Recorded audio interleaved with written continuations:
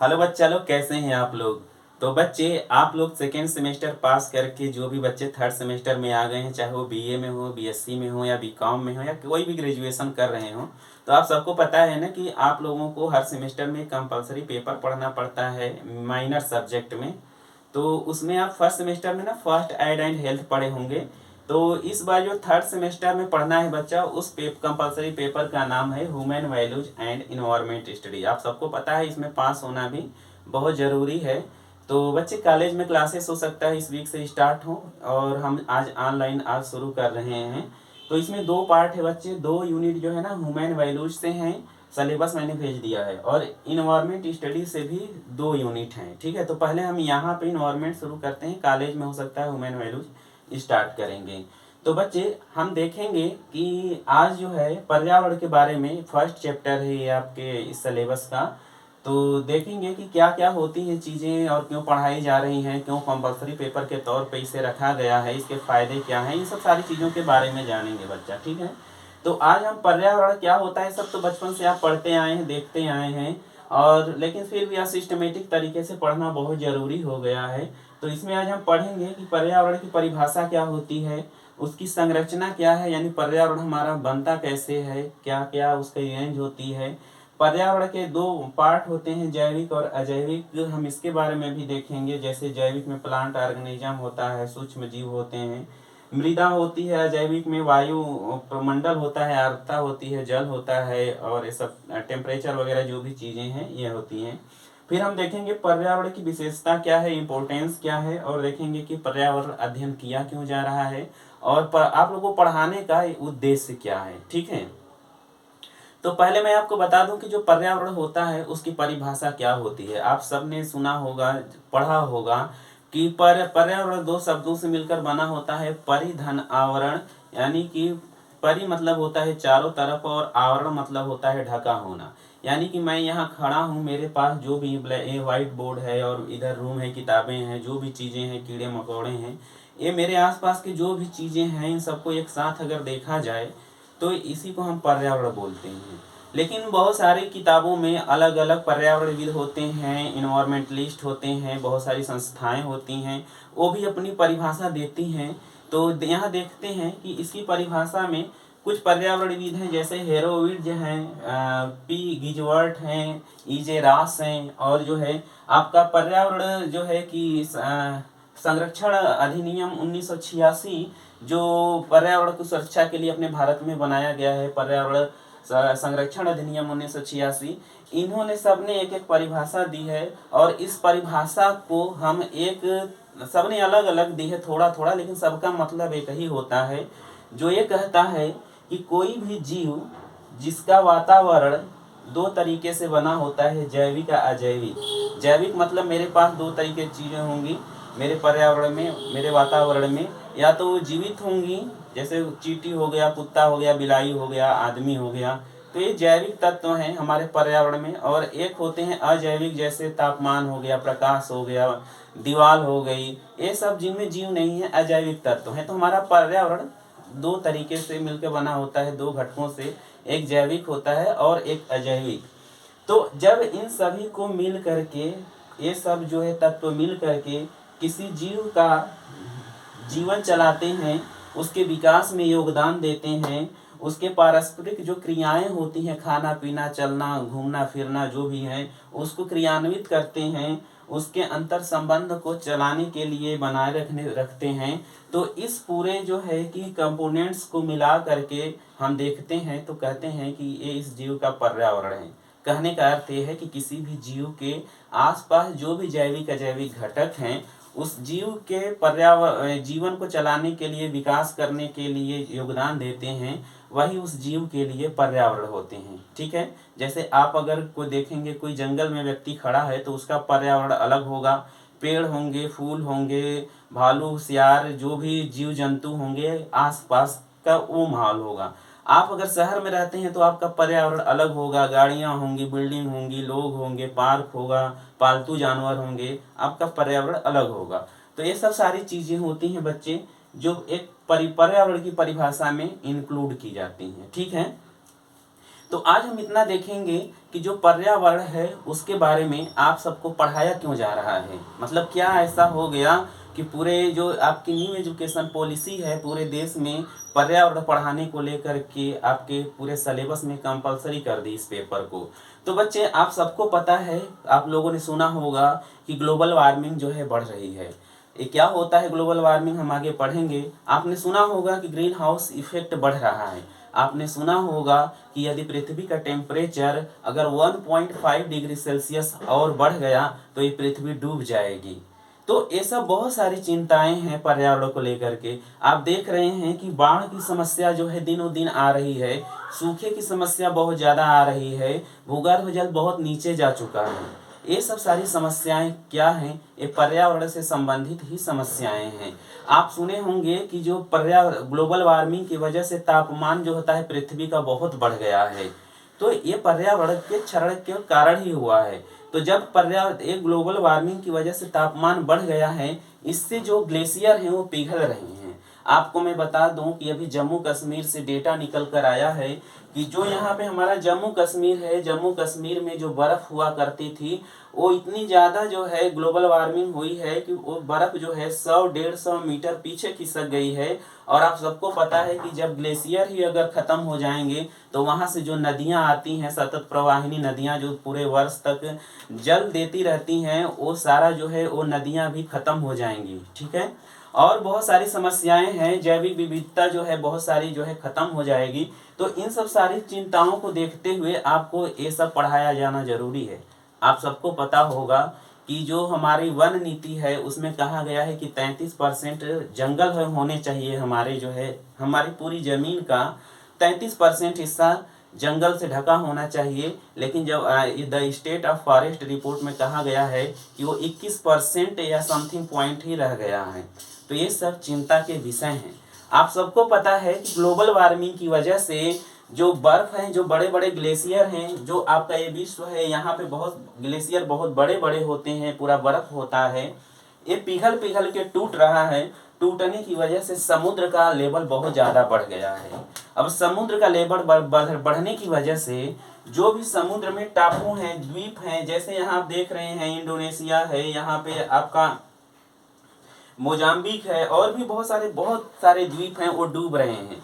Indonesia ने अपनी राजधानी जकार्ता काली मंतर शिफ्ट कर दी है, क्योंकि इंडोनेशिया की राजधानी जहाँ पे थी जकार्ता, अब वो एरिया डूब रहा है। तो आप देख रहे हैं कि अगर ये टेम्परेचर बढ़ता जाएगा तो सिर्फ वो द्वीप ही नहीं डूबेंगे, पूरी पृथ्वी का कहीं न कहीं तहस नहस हो जाएगा। तो ये बहुत सारी चिंताएं हैं बच्चे जो आपको देखने को मिल रही हैं। और भी बहुत सारे देशों ने अपनी राजधानियां जो हैं वो चेंज करनी शुरू कर दी हैं।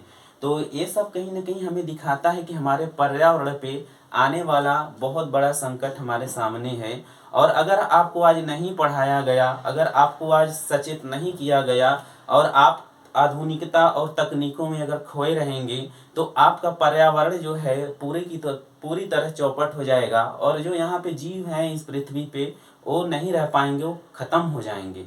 आप सबको मैं और बता दूं कि कुछ साइंटिस्टों ने ये भी कहा है कि अगर मनुष्य कितना भी प्रयास कर ले, यानी कि जो स्थिति इस समय पृथ्वी की हो गई है, कितना भी प्रयास कर ले, 2070 तक 1.5 डिग्री सेल्सियस टेम्परेचर जो है वो बढ़ जाएगा और पृथ्वी को बचाना मुश्किल हो जाएगा, वो नहीं बच पाएगी। क्योंकि आज हर जगह से आप देख रहे हैं कि इंडस्ट्री लग रही हैं, बहुत ज़्यादा जो है कहीं न कहीं दोहन हो रहा है, पॉल्यूशन हो रहा है, संसाधनों का गलत तरीके से इस्तेमाल हो रहा है, पेड़ काटे जा रहे हैं, केमिकल मिलाया जा रहा है, मिट्टी खराब हो चुकी है। तो ये सब बहुत सारी चीज़ें हैं जो मनुष्य ने एकदम नरक बना दिया है पृथ्वी को अपनी हरकतों और अपनी आदतों की वजह से। और यदि आप सब सोचिए कि आप बच्चे जो हैं कितना दिन महीने से आप सोच के देखिए कि कितना वो दिन है जिस दिन आपने जो है सोचा होगा हमारे पर्यावरण की हालत खराब हो रही है। आप कब जो है वृक्ष लगाने के बारे में चिंतित रहे होंगे। आप सोचिए आपके दिमाग में कब आया होगा कि आप जो है प्लास्टिक जो है यूज ना करें या बहुत कम करें, आप बैग का इस्तेमाल करें, कपड़े के बैग का। आप कितना सोचते होंगे कि मिट्टी प्रदूषित हो रही है तो हमें उसके लिए भी काम करना है। आप कितना सोचते हैं कि पानी की जो समस्या हो रही है तो हम पानी का दोहन कम करें। कितना आप सोचते हैं कि हम घूमने जाएं तो प्लास्टिक जो है ना फेंकें, सही जगह पे रखें। तो ये सब सारी समस्याएं इसलिए हैं क्योंकि आज का जो युवा है वो पर्यावरण से काफ़ी दूर हो गया है। किसी रूम में, किसी कैमरे में, किसी मोबाइल में, किसी कंप्यूटर में उसकी मानसिकता कैद हो गई है, जिस वजह से आज के बच्चों को ये पढ़ाना बहुत ज़रूरी है कि जिस पर्यावरण की वजह से आपका जीवन पूरा चल रहा है, जिस पे मानवता है और या पृथ्वी के हर जीव डिपेंड हैं, वो कहीं न कहीं बच्चे खतरे में हैं। इस वजह से बहुत सारी समस्या देखने को मिल रही है। आपने देखा होगा कि यहाँ पे जो है ये मेडागास्कर है, ठीक है, यहाँ पे कहीं न कहीं बहुत ज़्यादा जो है सूखे पड़ने के चांसेस हो गए हैं। जहाँ पे बर्फ़ पड़ती थी, ये पूरा यूरोप है, यूरोप में बर्फ़ पड़ती थी, लेकिन क्लाइमेट चेंज ऐसा हुआ है बच्चे कि जहाँ यूरोप में बर्फ़ रहती थी यहाँ पे बाढ़ आ चुकी है। अमेरिका का इन्वायरमेंट इतना अच्छा हुआ करता था, अमेरिका में सूखा इतना ज़बरदस्त पड़ा है कि वहाँ के जो हैं सदियों पुराने जो हंगर रॉक हुआ करते थे, यानी कि सूखे के जो प्रतीक चिन्ह माने जाते थे, वो एक्सट्रीम लेवल पे पहुंच गया है। आप सबको बता दें कि ये जो ग्रीनलैंड है यहाँ पे बारिश नहीं होती है क्योंकि ये बहुत ही ज़्यादा ठंडा एरिया होता है, लेकिन ग्लोबल वार्मिंग इतनी ज़्यादा बढ़ी, टेम्परेचर इतना ज़्यादा बढ़ गया है कि यहाँ पे भी बारिश देखने को मिल रही है। तो ये सब नहीं, आप जो बच्चे हैं आपको भी बहुत सारी चीज़ें पता नहीं है बच्चे, इस वजह से आपको ये सब चीज़ें पता हो, आप डरें, आप सजग रहें। ये सब सारी चीज़ें पढ़ाई जानी आपको बहुत ज़रूरी हैं, और यदि आज नहीं पढ़ाया गया, नहीं सचेत किया गया, तो फिर हम नहीं बचेंगे, अर्थ भी नहीं बचेगी। आप लोगों ने ये भी देखा होगा कि जो भी आप देखे हैं, अभी भारत में G20 की मीटिंग हुई है। G20 की मीटिंग में दुनिया के जो है 20 जो बड़े मजबूत जो राष्ट्र हैं वो इकट्ठा होकर के एक जगह बात करते हैं, और भी बहुत सारे देश के लोग आते हैं, और बात सबसे मेन मुद्दा इस समय का यही है कि हम अर्थ को कैसे बचाएं। ये नहीं है कि हम कैसे विकास करें, ये नहीं है कि हम जो है कैसे जो है कि टेक्नोलॉजी का डेवलप करें। पहला मुद्दा यही है कि हम ग्लोबल वार्मिंग कैसे कम करें।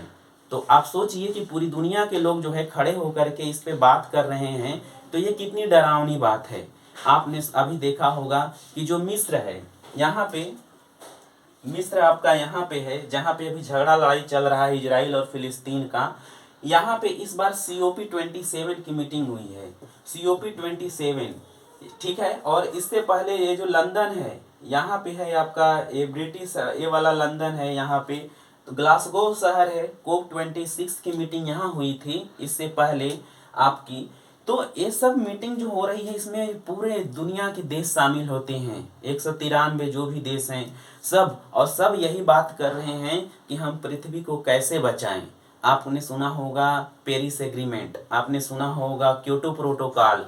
तो ये सब क्या है, ये सब सारी दुनिया मिल करके जो पाप की है, जो पृथ्वी का टेम्परेचर बढ़ाई है, जो इंडस्ट्रियलाइज की है, जो अपना डेवलपमेंट किया है, उन सब सारी चीज़ों का जो इफेक्ट आज गलत पड़ रहा है हमारी पूरी अर्थ पे, पूरी मानवता पे, पूरे जीवन पे, उसको सुधारने का प्रयास अब पूरी दुनिया कर रही है, और जिसमें आप जैसे बच्चों का योगदान बहुत ज़रूरी होगा। नहीं तो इन्वायरमेंट को आज बचाना बहुत मुश्किल है, और आने वाला भविष्य जो है बहुत ख़राब होगा बच्चे। आपको और भी डरावनी चीज़ें बता दें कि अभी जो एक डेटा निकल कर आया है उसमें ये कहा गया है कि अपने इंडिया में 84 लाख ऐसे बच्चे हैं जिनके ब्लड में सीसा पाया गया है। ये क्या है? ये प्रदूषित जल का ये कहीं ना कहीं ये कारण है। नाइट्रेट, बहुत सारी तरह की बीमारियां जो है हमारे खान पान में, हमारी फसल खराब हो रही है। तो कुल मिलाकर के बच्चे, पृथ्वी पर संकट आ चुका है और संकट आ रहा है। इस संकट को दूर किया जाए कैसे करके, और आपको भागीदार बनाया जाए ताकि आप पृथ्वी को बचा सकें। इस वजह से बच्चा, ये जो पेपर है कंपलसरी कर दिया गया है आपको पढ़ना, और आप इस सिलेबस को पढ़ने के बाद जो है कहीं ना कहीं सच में फील करेंगे कि नहीं, हमें जो है कंट्रीब्यूशन अपना देना चाहिए। ठीक है बच्चे, तो ये सब बहुत सारी चिंताएं हैं, इस वजह से आपको पढ़ाया जा रहा है। तो अभी क्या है, ये तो मान लीजिए सिलेबस में हम एक स्टेप बाय स्टेप अगली वीडियो से हम पढ़ेंगे, लेकिन उससे पहले मैं आपको बता दूं कि इसके और क्या क्या फ़ायदे हैं। ठीक है, आप सबको पता होगा, एक तो हम अपने इन्वायरमेंट के बारे में जानेंगे, उसका ध्यान रखने का तरीका हमें समझ में आएगा। दूसरी चीज़ ये होगी बच्चे, आप अपनी एकेडमिक जो भी कॉलेज का एग्ज़ाम देंगे यहाँ तो आप पास हो ही जाएंगे। तीसरी चीज़ ये होगी कि आप जो भी गवर्नमेंट एग्ज़ाम देंगे यानी ग्रेजुएट जब हो जाएंगे तो जाहिर सी बात है गवर्नमेंट जॉब लेने के लिए आपको कंपटीशन देना पड़ेगा। हर पेपर में एसएससी से लेकर के आप सिविल का एग्जाम देखेंगे पेपर उठा के, तो वहाँ पे आप सबसे ज़्यादा जो क्वेश्चन भी पूछे जा रहे हैं वो इन्वायरमेंट से ही पूछे जा रहे हैं, ताकि बच्चे इन्वायरमेंट पढ़ें। तो ये सब जब इन्वायरमेंट पढ़ लेंगे तो कहीं ना कहीं आप गवर्नमेंट एग्जाम देंगे तो बहुत सारे क्वेश्चन डायरेक्ट यहाँ से आएंगे बच्चे। तो हम सिलेबस भी पूरा कराएंगे और कम जो है कि आपका क्वेश्चन एमसीक्यू भी यहाँ से कराएंगे। तो आप जो है कंटिन्यू ये वीडियो देखते रहिएगा ताकि आप समय से सिलेबस ख़त्म कर पाएँ और बहुत सारी चीज़ें जो है अपने इन्वायरमेंट के बारे में जानें और अपना योगदान भी दे पाएँ। पढ़ने लिखने का मतलब बच्चे तभी ठीक हो माना जाएगा जब आप सिर्फ डिग्री और नौकरी की जगह आप जो है उसका अपने जीवन में जो है कि उसको तवज्जो देंगे और कहीं न कहीं आप अच्छा अपने काम में उसको इन्वॉल्व करेंगे और कुछ न कुछ कंट्रीब्यूशन देंगे अपने इन्वायरमेंट और अपनी सोसाइटी के लिए। ठीक है बच्चा, तो यहाँ से कल से हम स्टेप बाय स्टेप स्टार्ट करेंगे और एक एक चीज़ें बहुत अच्छे से पढ़ेंगे। ठीक है, तो आज की वीडियो में हम यहीं पे अपना ये टॉपिक ख़त्म करते हैं और मिलेंगे नेक्स्ट वीडियो में। तब तक अपना ख्याल रखिए, अपने परिवार और पर्यावरण का ख्याल जरूर रखिए। मिलेंगे नेक्स्ट वीडियो में, तब तक के लिए जय हिंद।